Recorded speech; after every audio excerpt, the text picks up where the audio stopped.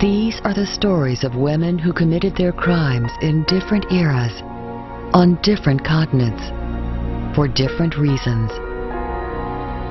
For love. Whenever she found disappointment with the current husband, she disposed of him and went on to the next one. For money.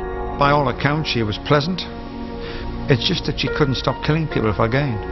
For attention. She wasn't only killing, she was saving patients too. For escape. All I was thinking of was getting rid of him. But to the criminal profiler, they are a disturbing sisterhood. Whereas you or I may go out for a jog, these people kill.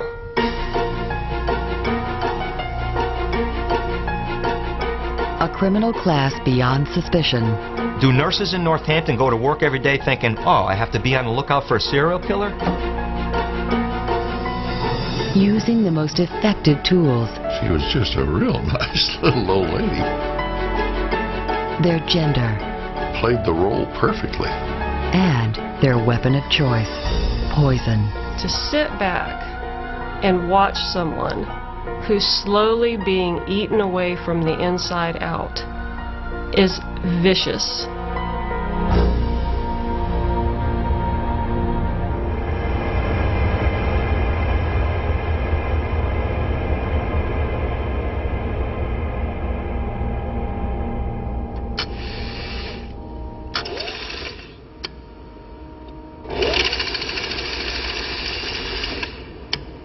In the Tulsa City Library in Oklahoma, Sherby Green confronts her demons.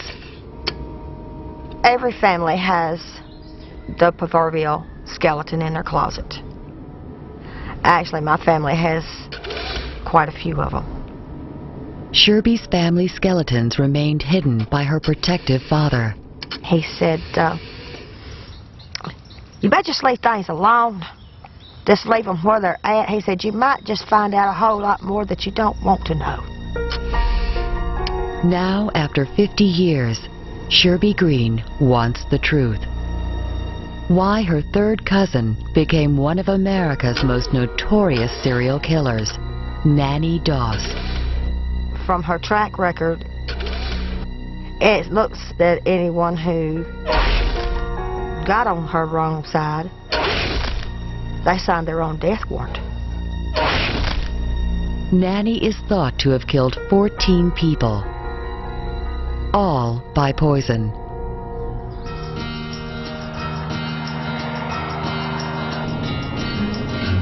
Over the next week, Sherby hopes to meet her murderous cousin, even though Nanny's been dead for 38 years.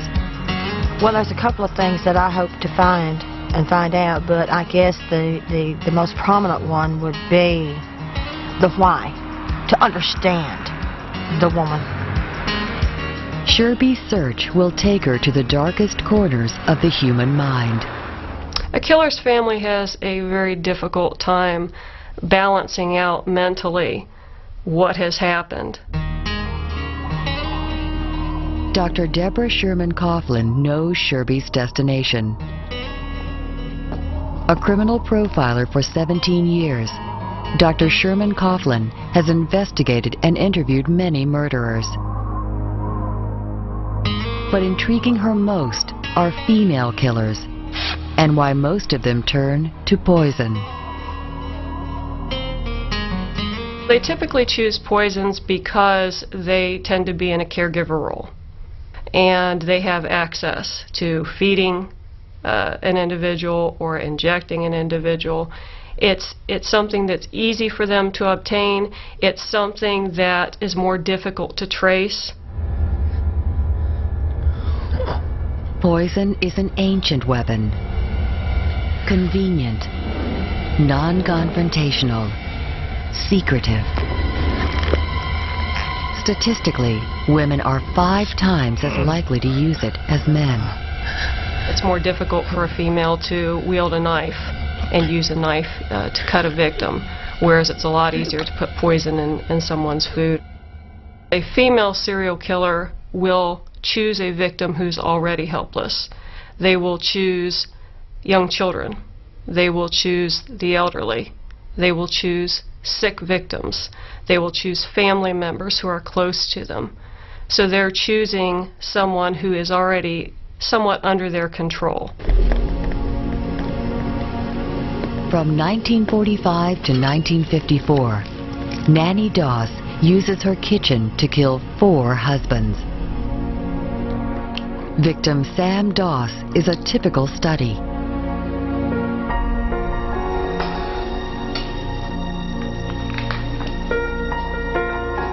I believe he was a very quiet, very strict man due to his religious beliefs.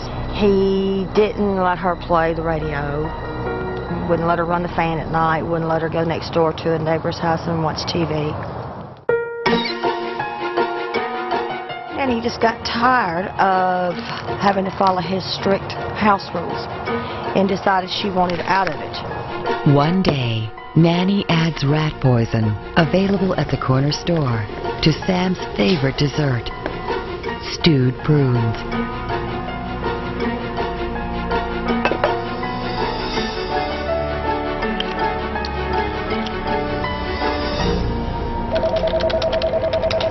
Poison Control Center, how may I help you?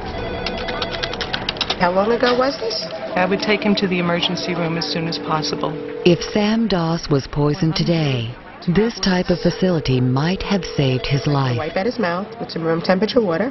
We get about 200 or so calls a day. I would say over the course of a year, we probably get about 60,000 calls. Dr. Lewis Nelson deals with accidental poisonings at New York City's Poison Control Center. Sure, go ahead. There's a lot of poisoning going on because there's a lot of chemicals out there. There's a lot of medicines out there. There's a lot of occupational exposures as well. So there is a lot of poisoning going on. Occasionally, among Dr. Nelson's cases is arsenic, the active ingredient in Nanny's rat poison. Arsenic's been used for thousands of years. It's a naturally occurring poison. It comes in rock formations and you can extract it fairly easily. It's been identified as being toxic for literally thousands of years, and it's been used over the millennium as homicidal agents to knock off powerful figures and emperors and other figures like that. Tasteless and odorless, arsenic moves quickly through the bloodstream. Within 30 minutes, Sam Doss's major organs will be contaminated. But this time, due to an overdose, Sam's body fights back. If you ingest something that irritates your stomach, what happens is the stomach essentially contracts in reverse and squeezes from the bottom up. At the same time, the sphincter, the muscle that controls the opening and closing of the esophagus, opens, allowing the food to come from the stomach up into the esophagus and then out to the mouth. And that would be vomiting. This reflex action stops much of the poison from entering Sam's bloodstream. Although ill, he will not die.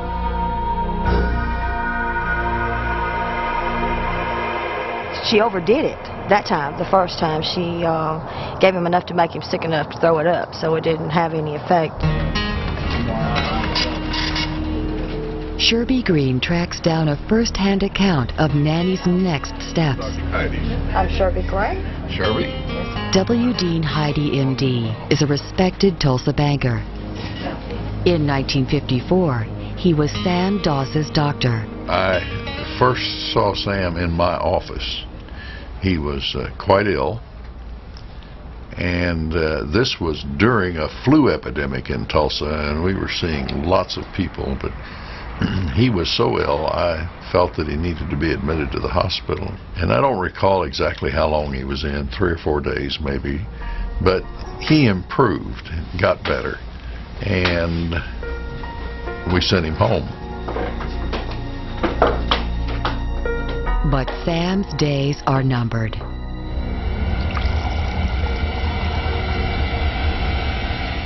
This time she measured it out and she got it right.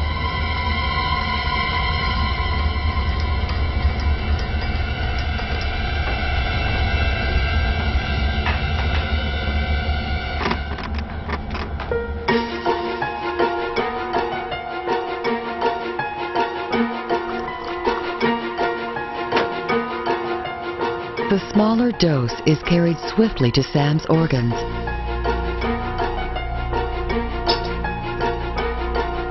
Arsenic is what's known as a multi-system toxin or a multi-organ toxin. It pretty much poisons everything.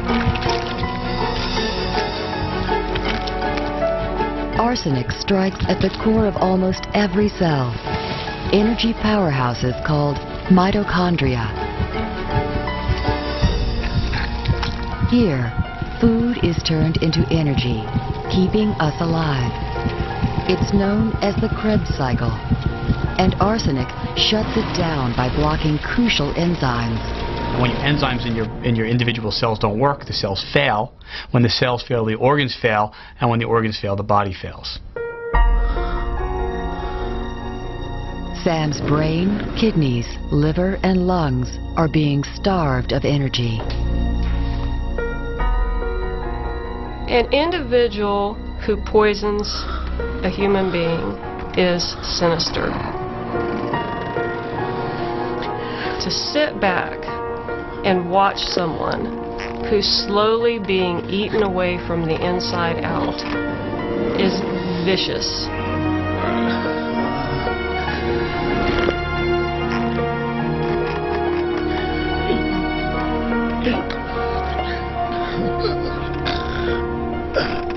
It's immoral.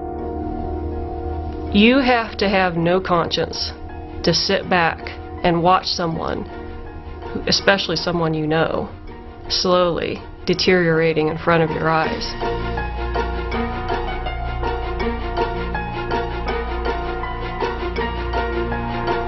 Under the cover of an anguished wife, Nanny admits Sam to the hospital.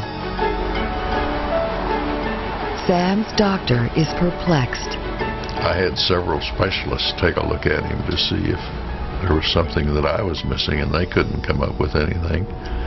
But he continued just to go downhill and died.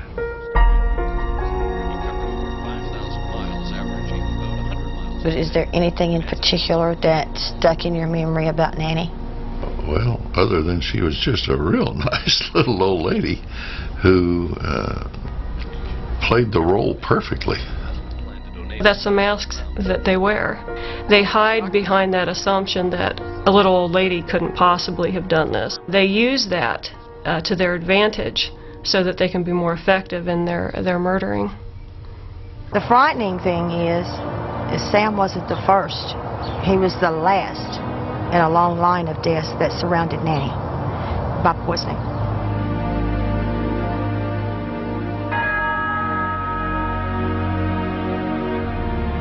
"14 of Nanny's family or friends perish. She defies suspicion for 27 years, but not for much longer. Sam Doss will have his revenge from the grave." I have here a copy of his death certificate, and if you'll notice, it's all typed in, except the cause of death and, of course, my signature, because they didn't know what to type. After Dr. Heidi's late revelation of arsenic poison, Nanny is arrested and charged. But the real hero is a science forged a century before, across the Atlantic. A time when Victorian England is gripped by a poison epidemic, breeding their most notorious female killer.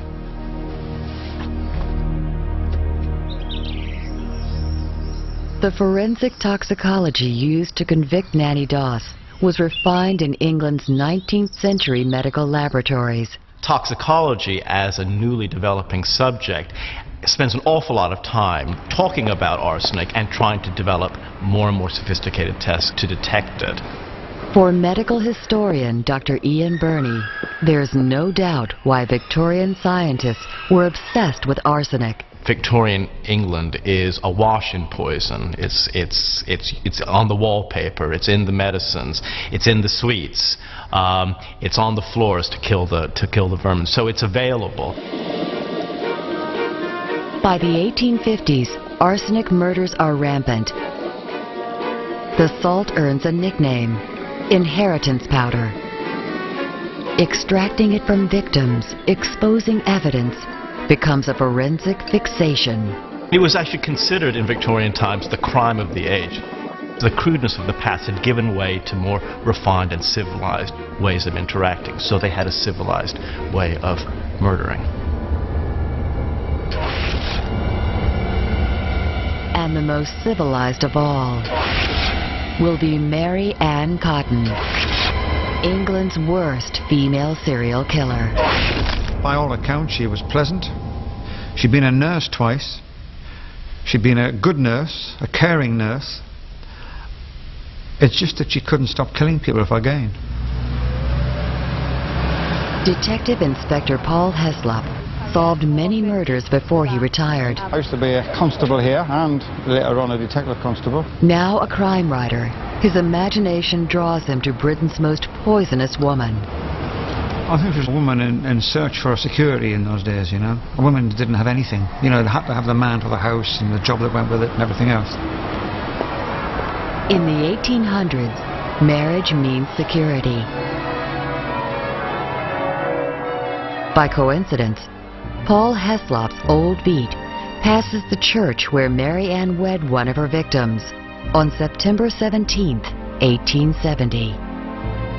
I think when she came here and got married to Frederick Cotton, she probably thought she had a catch, if you like. She had a working man, she had an income, she had a family, she had a house.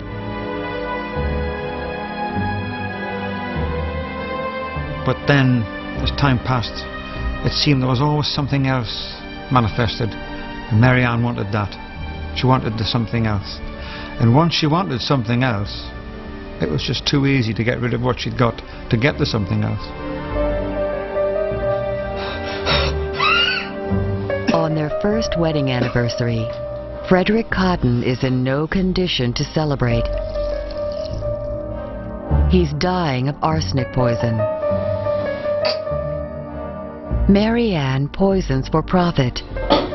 Burial clubs were a common way for poorer members of society to ensure that their loved ones had a decent and proper funeral that they could pay for.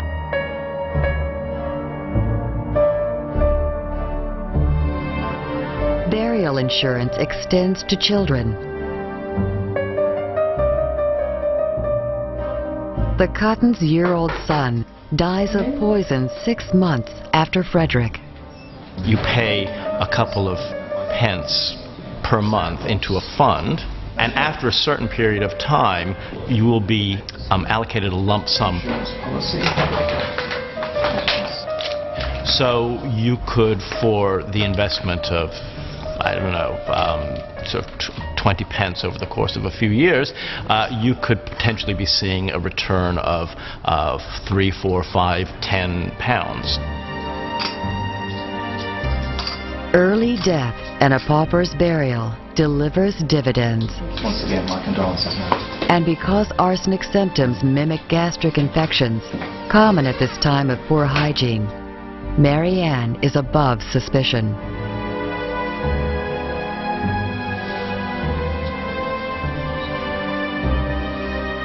It's thought she poisons 3 husbands, a lover, her mother, a friend, and at least 12 of her own children and stepchildren.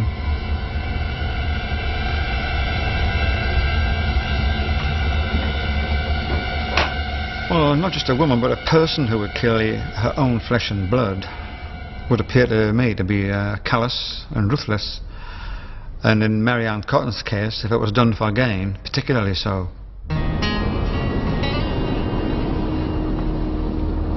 More than 130 years later, Sherby Green discovers Nanny also killed 2 of her children. It's the worst that she could have done, is to poison her own children. It's believed she poisoned her sisters, her mother, many other family members, but her own children, her own flesh and blood. You know, these are the children that she carried for 9 months that she gave life to. A mother could kill her own flesh and blood if she is a psychopath or if she is insane. The psychopath is the individual who has no bonding or no attachments and no empathy for others, the only person who matters to the psychopath is the psychopath. Criminal profiler Dr. Deborah Sherman Coughlin believes Nanny and Mary Ann share another trait. They were drifters, using distance to blur the pattern of their misfortune. If you have one body in one jurisdiction and one body in another jurisdiction, if they're not talking to each other, then you have what's called linkage blindness, where they don't see that these crimes are related. But one piece of police work can't be fooled by gender or geography. A technique still used today in modern toxicology labs, like the Office of the Chief Medical Examiner in New York. We very rarely see arsenic cases, but every once in a while, if there is a suspicion of an acute arsenic overdose, we do use the range test to screen for arsenic. Head of the lab is Dr. Marina Stajic. So it's a very simple test. 3 pieces of copper wire. And I have a positive control that contains a known amount of arsenic, a negative control, and a urine sample which we're going to test for the presence of arsenic. This is what they would have done in Mary Ann Cotton's day. After heating with hydrochloric acid, the poison in the positive control and the urine sample should be revealed. This was the negative control. The copper wire didn't change. The arsenic emerges. Deposited on the wire is a black metallic coating. What was the unknown specimen, there is also a black deposit. These two would indicate the presence of arsenic. Developed more than 160 years ago by scientist Hugo Reinsch, the test helps convict Mary Ann Cotton and Nanny Doss. Arsenic is actually one of the easier poisons to detect. One of the reasons being that it's actually a mineral poison, so it stays in the body. The dead can speak, their bodies revealing all to the toxicologist. Mary Ann is sentenced to death by hanging. Her notoriety becomes a nursery rhyme. Mary Ann Cotton, she's dead and she's gone. She lies in a bed with her eyes wide open. Sing, sing, what can I sing? Mary Ann Cotton is tied up the string. Where, up in the air.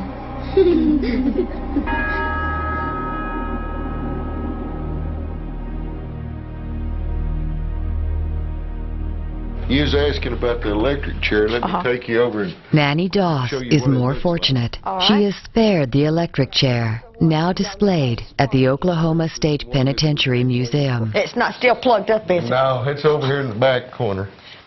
In 1955, no Oklahoma judge wants to be first to execute a woman. Now, this is what y'all nicknamed Sparky, is that This is the one that was nicknamed Sparky. It's not a very pretty picture, is it? No. I think we've executed 81 or 2 in the electric chair, and the last one was in 1966. Was there ever a woman in it? No, ma'am. I think that knowing how many she actually murdered with her poisonous potion, I think she deserved the chair. I really did. To be allowed to live after she took so many lives, to me, it was a reward.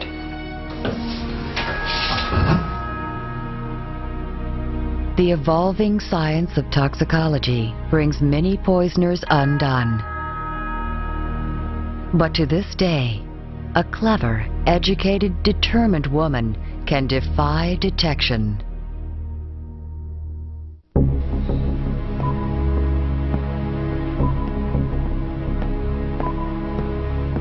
Night Duty, Veterans Affairs Hospital, Northampton, Massachusetts, 1995.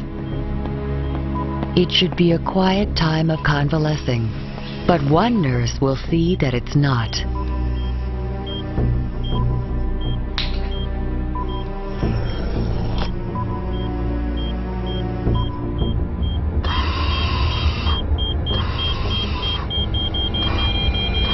Kristen Gilbert murders her patients using the ultimate cover: her gender and her profession.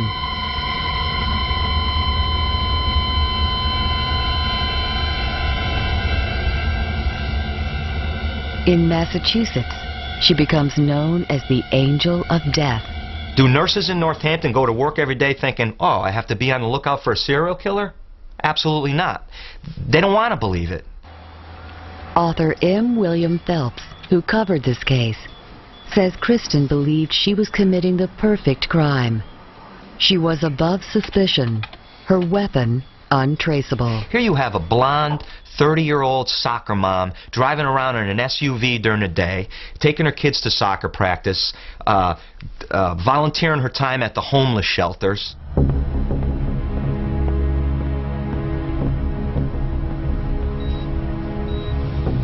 Professionally, Kristen is smart, reacting swiftly in emergencies. No one knows she is creating them. Henry Houdin was a 35-year-old vet. He was a physically healthy human being, and he had been admitted to the hospital because he had this severe case of the flu. Now, Gilbert, according to the U.S. Attorney's Office, injects him with a dose of epinephrine.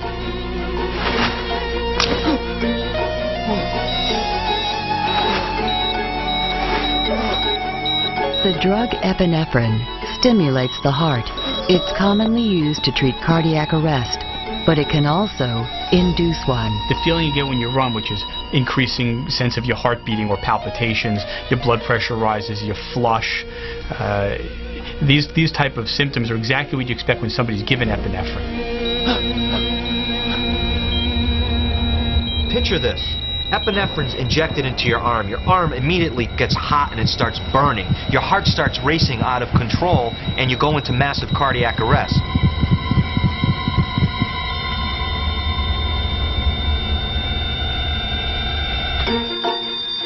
Kristen calls an emergency code, a hospital alert to the Cardiopulmonary Resuscitation Unit, or CPR.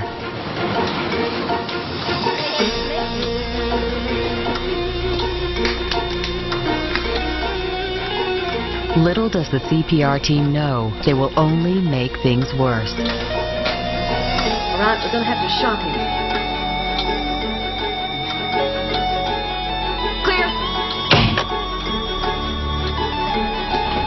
When a CPR team comes in a setting of a patient in cardiac arrest, one of the very common things you might consider doing is giving epinephrine, which would be a great drug to give in most settings, except in the setting of epinephrine-induced cardiac arrest. Then you'd be basically giving the patient a double dose. If Gilbert gives an injection of epinephrine to kill this person, and the doctors come in and they give him more epinephrine, you tell me, how are they going to find out that she's using epinephrine to kill these people?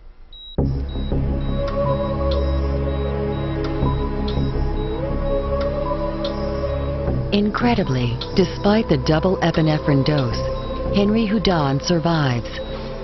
For the moment. 45 minutes go by. All of a sudden, another code is called by Gilbert on Houdin. He goes back into this cardiac arrest.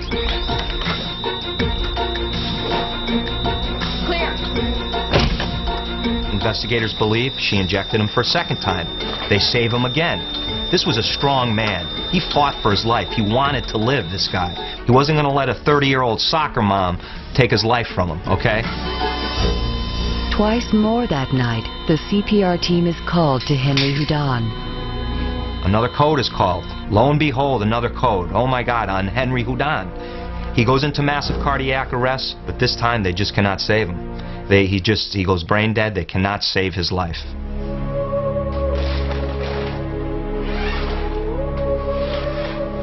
Kristen's tracks are covered by legitimate doses of epinephrine. people have to think about looking for it. It's not something that's commonly looked for as a cause of death, especially if you're not considering homicide. So why does Kristen kill people she hardly knows?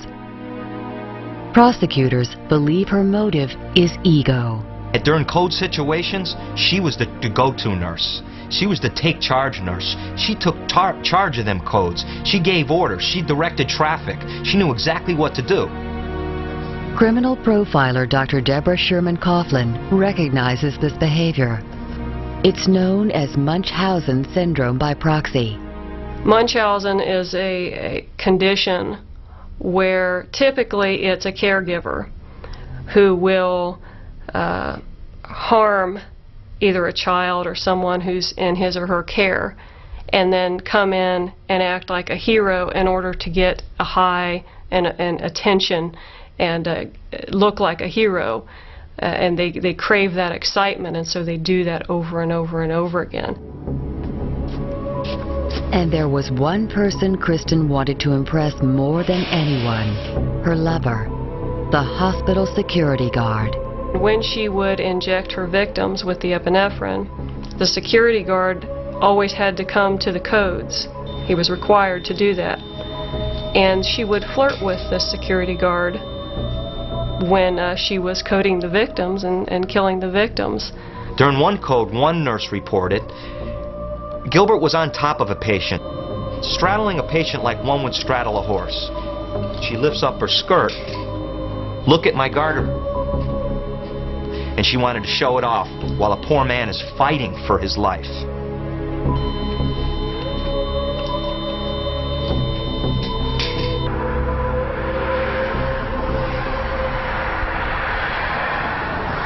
Kristen Gilbert will regret her final bid for attention. Disguising her voice, she makes a series of bomb threats to the hospital. Now, police officer Prospect, may I help you? This is my last call. In 25 minutes, I'll see you in hell.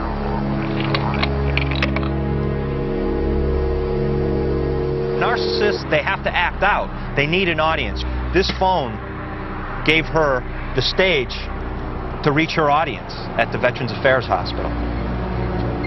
Police trace the call, finding Kristen's fingerprints on the phone. It was her undoing because about a week after making this phone call, they got the search warrant, they got their evidence, and they made an arrest. They found this handbook of poisoning, tattered and torn, in the pantry of her home. And they also found intravenous medications. This book, what is the page that's ripped out? What is the page that's most tattered and torn in this book? The page is epinephrine. So she was clearly studying this page. Kristen's homework doesn't surprise Dr. Deborah Sherman Coughlin. What I found when I interviewed female serial killers was that they would get books on pathology, criminal investigation, forensic science, and then they would read that information, learn about that information, incorporate it into their fantasies first, and then begin experimenting and use that in their crimes.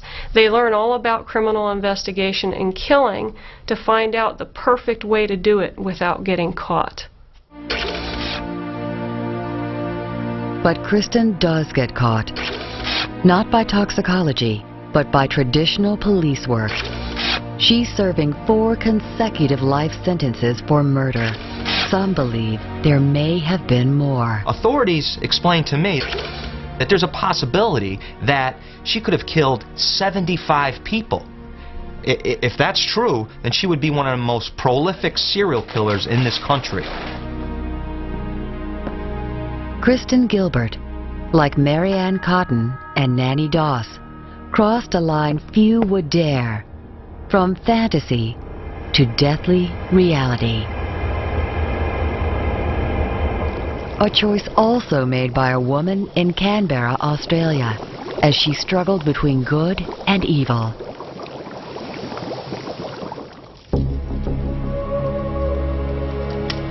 All I was thinking of was getting rid of him. That was the first thing that entered my mind. I said, this man's got to go. Anne-Marie Hughes tells a disturbing story of the time she tries to poison her husband. Now, he has been complaining about, oh, I feel sick for years and years and years. Well, my mind turned and I said, well, I'll bloody give you something to make you feel sick, you bugger. I think that sometimes we can get angry and we may think about, gosh, that person really upset me, and boy, wouldn't it be nice if that person weren't here anymore. But the problem comes in when you start taking steps to make that fantasy into reality, and that's what Anne-Marie did. Anne-Marie's fourth marriage is in crisis. She believes it to be an irretrievable breakdown. Divorce is in the cards. She's done it twice before. This time, she chooses a different path. I met up with a clairvoyant. She said that he wouldn't live a long life.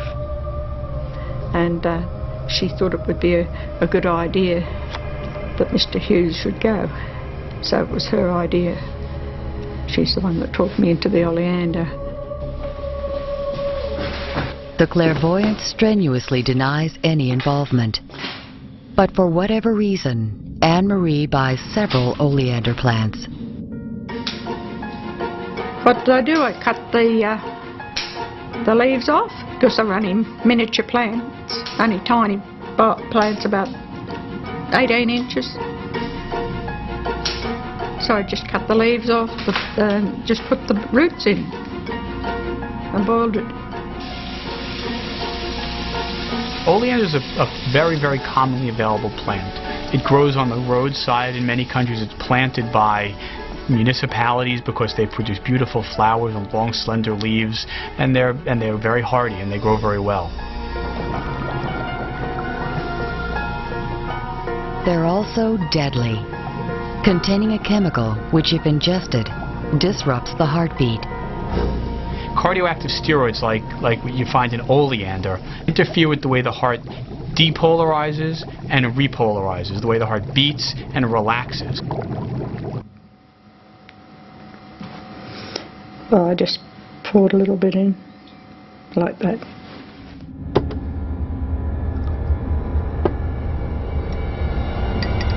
Anne-Marie believes her marriage troubles will soon be over. I felt bad about it, but I said, I've got to do this just to show this man that he can be brought to heal like everybody else.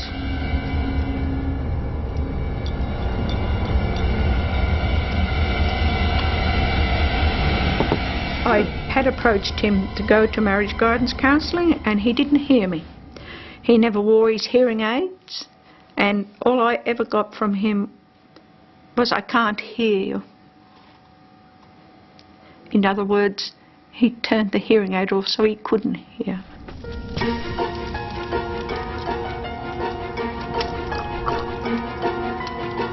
And I just said, well, something's got to give.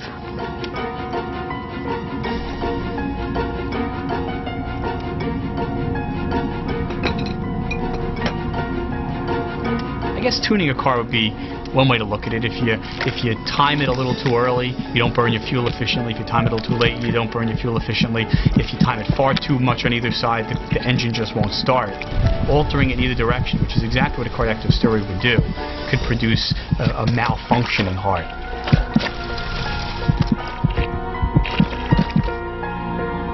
The initial dose induces only a mild illness. Her husband's and her own reaction is not what Anne-Marie expects.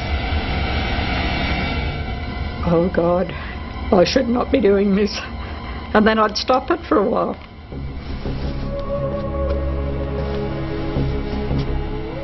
It will be the first of several doses.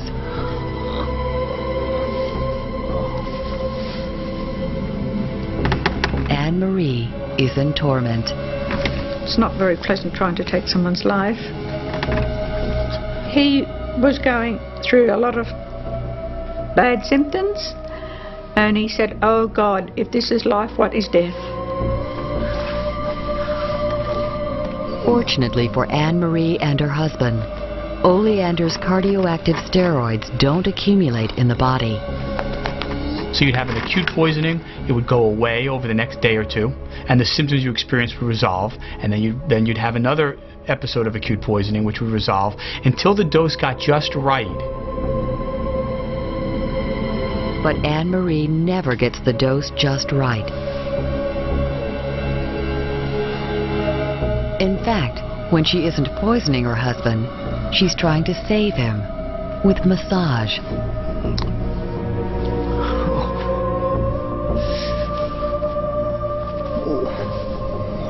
I did the cleansing of the stomach with the hands. That's, you go around across the top there and down there, and you follow the line of the bowel, and you get rid of all the stuff. Anne-Marie finds herself torn between wife and killer. Seeing how you're making someone suffer, and then, you know, trying to do something about it. You've got, like, it gives you like that you've got a dual personality.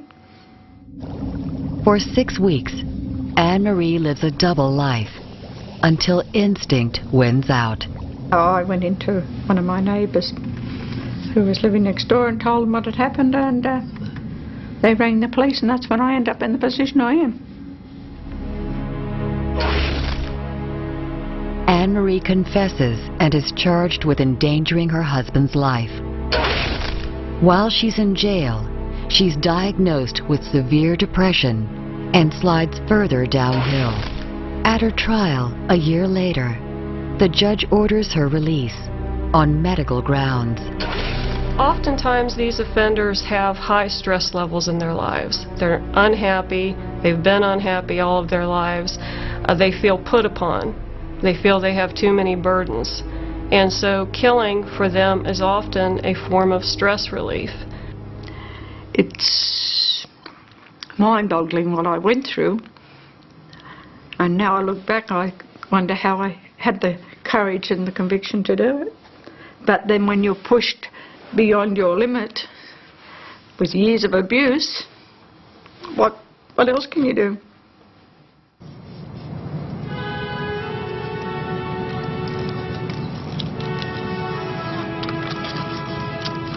Homicidal poisoning affects more than its victims. Perpetrators, survivors, friends, and relatives are left grappling for answers.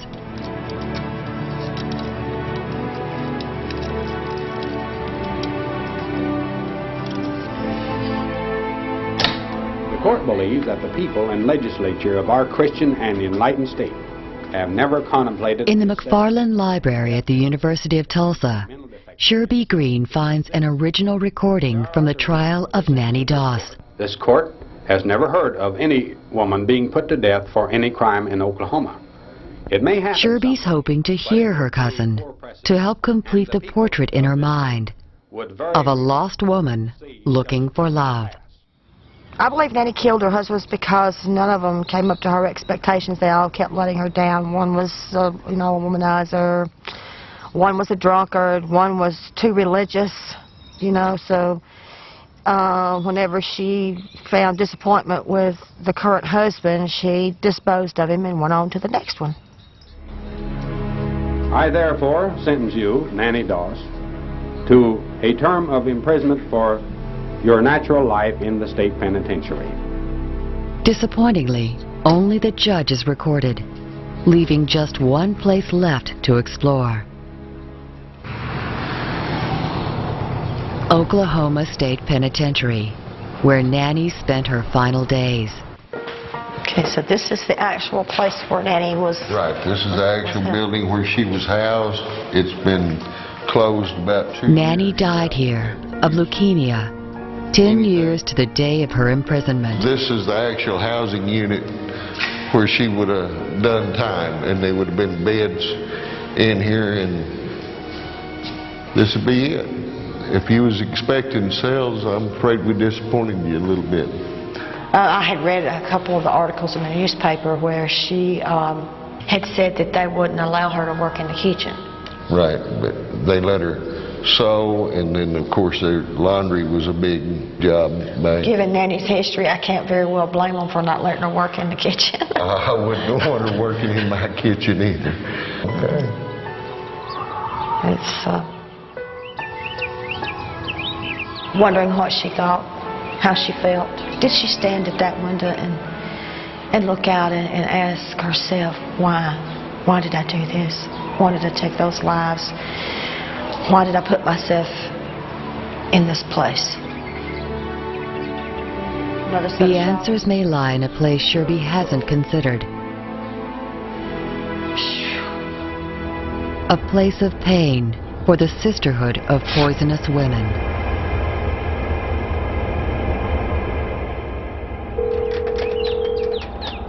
Dr. Sherman, please. Yeah, speaking. Dr. Sherman, this is Sherby Green. I wanted to talk to you a little bit about Nanny. Well, Nanny appears to be a psychopath who doesn't have the same feelings of concern or caring or bonding with others that you or I might have. For almost 2 decades, Dr. Deborah Sherman Coughlin has drilled into criminal minds. She would view them as burdens to be gotten rid of so that she could get what she wanted. And really, she's convinced murderous women all have something in common: a troubled childhood. Okay. Well, what we see in the backgrounds of Nanny Doss and Marianne Cotton are the horrific upbringing, the terribly poor childhood, the abusive childhood, the lack of attachment and bonding evident from an early age. Nanny grew up in rural Alabama. Although a friendly community, her hot-headed father kept her in virtual isolation. Socializing was forbidden. Marianne Cotton's childhood was also repressed. Already poor, her father fell to his death in a coal mine, plunging the family further into hardship. Kristen Gilbert had difficulties as a teenager. The more she became alienated, the more she developed a pattern of lies and deceit.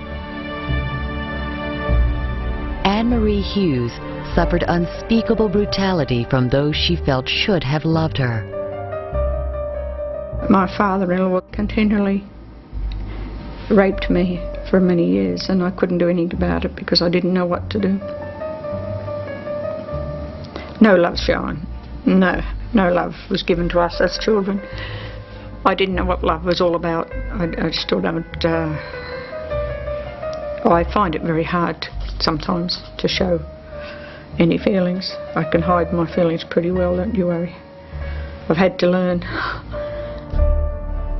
Dr. Sherman Coughlin believes this early powerlessness begins a tragic, unattainable quest. Because they have no control over their lives, they begin to turn inward psychologically, and they begin to fantasize about the perfect life. They fantasize about a Prince Charming, an idealized romance to take them away. Then they find out that reality is not as good as fantasy, and they cannot deal with it. And so their fantasies then turn from something that's pleasant, such as a nice family environment, to something that's a bit more dark.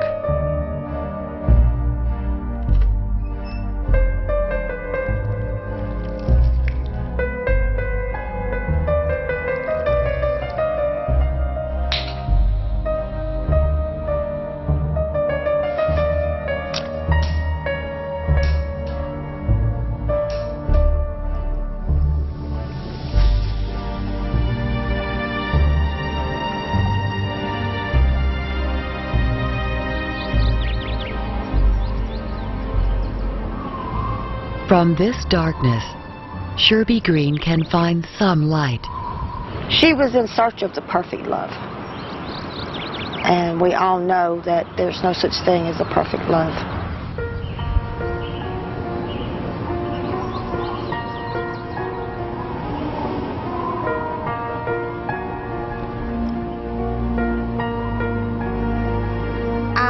sorry for her in one sense because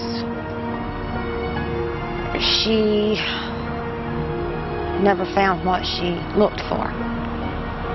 It saddens me to know that there's not just her, but so many people in the world who search for that inner peace.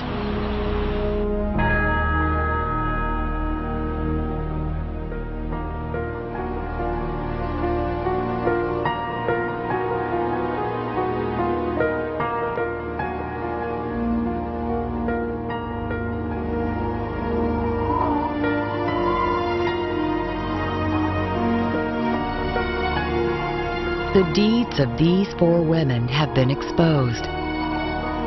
But, disturbingly, Dr. Sherman Coughlin believes many are not. Female poisoners can get away with their crimes. They hide behind the fact that people don't want to believe that a female could commit such an atrocious crime. Male serial killers make up approximately 85% of all convicted serial killers, while female serial killers only make up about 15%. But just because the incarceration figures are only 15% doesn't mean that women aren't killing more. It just means they're better at what they do. There are female killers and poisoners out there that we don't know about, just simply because they're not being detected. They're still out there.